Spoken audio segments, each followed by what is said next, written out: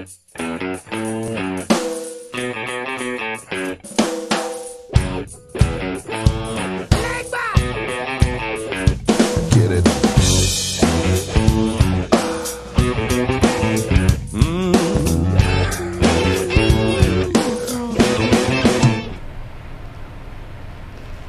Welcome to Santino Cigars and Cocktails, where every Sunday we'll be reviewing cigars, cocktail pairings, bourbon, and scotch. I'm Mike. I'm Mark. And tonight we're going to be discussing Roma Craft cigars. So my first question, Mark, what's the deal with these funny names? So Roma Craft does something very different that's a little different from a lot of cigar companies, right? Everyone always gets off on the label design and how cool the artwork is and everything like that. Roma Craft, if you've ever held Roma Craft cigar, you can always tell it's Roma Craft cigar because it's a one-word label. There's nothing cool about it. I shouldn't say nothing cool about it. It's raised font, very basic labels. The only way you can really tell a difference between the grade and class of the cigars is the color of the label. So I'm smoking the Aquitaine and my label is brown, and you're smoking an Intemperance and yours is white, right? Correct. Now inside all that and the different sizes, so I'm smoking the Aquitaine EMH. You're smoking the Intemperance Charity. So a little funny joke, right? If you want to give something away to someone, you give them some charity. You know, you give them the small little cigar, it's not going to affect anything, right? EMH sounds like some kind of drug I take when I'm getting ready to lift some weights or something, you know? Something funny like that. But where they really grew and got fond and popular with people was the fact that they don't try to do anything really cool with their label. They don't eat up half of the cigar because you've got some cool artwork, which that's fun. Everyone enjoys that art. Everyone likes saving labels because it looks cool, you know, but what really draws your attention to it is when you see it. What you see first on the cigar is you see the actual construction of the cigar. There's nothing in the way. There's nothing hiding anything on the cigar. You actually see the tobacco before you see anything else. So Mark, what I really find interesting about this Intemperance Charity cigar, you know, it looks at first glance like a mild Connecticut. Yeah. But it's not. This is not a cigar for the faint-hearted. I mean, this is an Ecuadorian Connecticut wrapper with Dominican and Nicaraguan filler, but it has some taste and it's full flavored. Yeah, that's one Explain thing. that, because it's deceiving. Yeah, well, it's another thing about Roma Craft. So I'm smoking the Aquitaine EMH, like I said, and when you look at the cigar, it just looks like another Habano cigar, right? Usually, I shouldn't say usually, but most of the time you can kind of go through different families of cigars, and your Habanos are going to maintain some of the same profiles, because when you start wrapping with a Habano wrapper and you have everything on the back end, it's going to usually add up to some of the same results, right? Well, like with the Aquitaine, you've got a Habano Ligero wrapper, so a prime leaf wrapper, right? Then inside you've got Nicaraguan long fillers, which is, again, is a nice long broadleaf that fills the inside of it. So when you take those higher premium tobaccos and you wrap them into these cigars, as you said, they're going to be deceiving. They're going to look as if they're going to be lighter, or it's going to look as if it's going to be a typical medium Habano cigar. But in retrospect, I mean, this cigar punches and feels just as hard as some of the darkest Oscuros and Maduros that you'll smoke.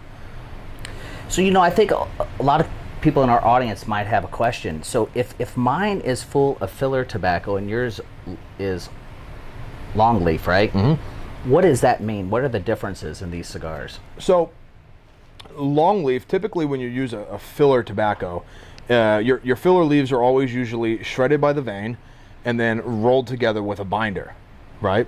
Now when you use a long filler, you're actually taking the length of the leaf.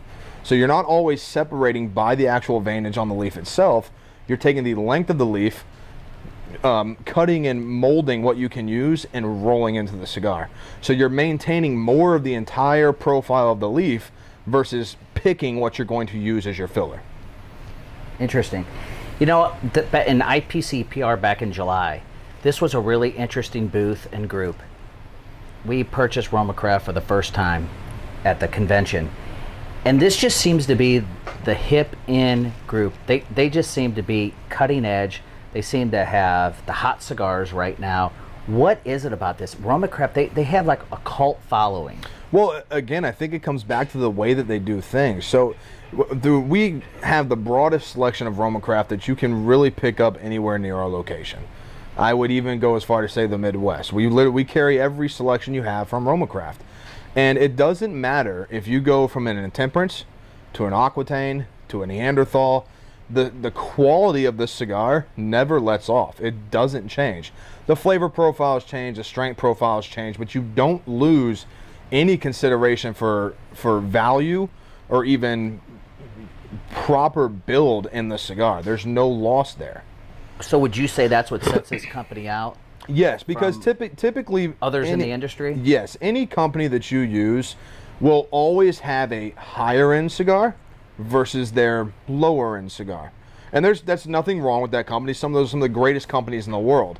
But where Roma Craft to me fits in the middle of that is everything is high quality but at a median level. You know, so it doesn't matter which way you go in the selection of the cigar, it's always going to match or even surpass what it is you're looking for, and yet it still gives you a broad range that you can go through. So cigars are marketed for everyone? Yes, yes. So Mike, with everything you've tasted in that cigar, and you can tell how creamy the smoke is as you smoke it, you V-cut that cigar. Yes. Okay. Since you V-cut it, do you feel that the smoke is drawing through that cigar better? It does. It's almost effortlessly, folks. It just, the draw is so easy.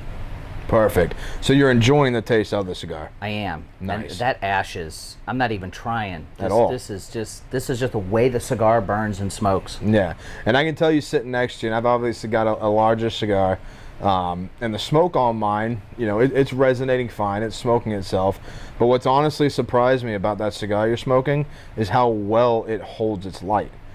Like when you look at your ash, you've got a complete steady burn. It's not canoeing anywhere, and it's not rutting in any which direction. You know, the ash is still straight. You don't have any lean going on. It's very symmetrical. I mean, from sitting next to you, the cigar's wonderfully crafted. There's no argument about that. I don't think out of this whole thing you can argue that Roma Craft cigars are not some of the best crafted cigars. I would agree. Yeah. Well, now it's time for the breakdown for all the viewers at home. Let's try to describe these cigars to them. All right. Well, as I said, I'm smoking the Aquitaine EMH from Roma Craft. The first thing you notice with the cigar when you smoke it is the draw. So Roma Craft, with a lot of their cigars, do that flat cap on top, like that Neanderthal, kind of flatten it out on top. So when you peel that cap off, it draws as smooth as can be. You know, I like to use the term, you could draws like a snorkel. You can probably take in the water and breathe through it. And immediately, what's kind of neat with this cigar is it's got that Cameroon binder in it, which typically when you have a Cameroon wrapper, you get a lot of that, kind of that sun-grown type taste where it's a little dry and hoppy, but you're picking that up as the draw releases.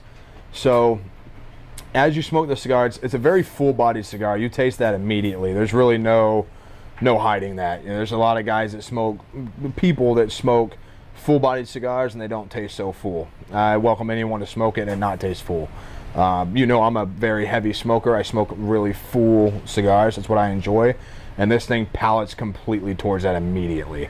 A lot of the flavors that you pick up through it, I don't like to use those typical flavors like earthy, leather notes, nothing like that, right? So when you smoke it, it's almost got this loose peanut aftertaste on the back, which is really good.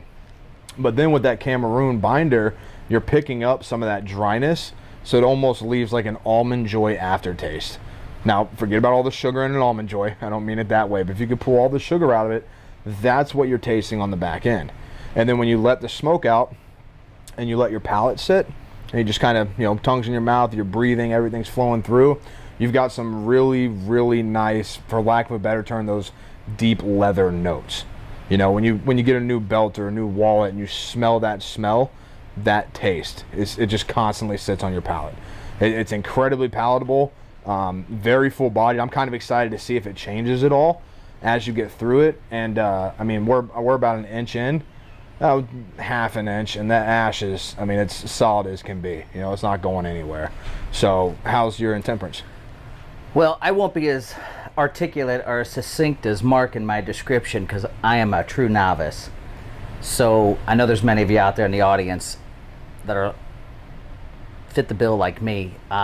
This, you know, it lit perfect. It's kept, as you can see, a perfect burn, not burning uneven. The ash is white. The smoke is creamy.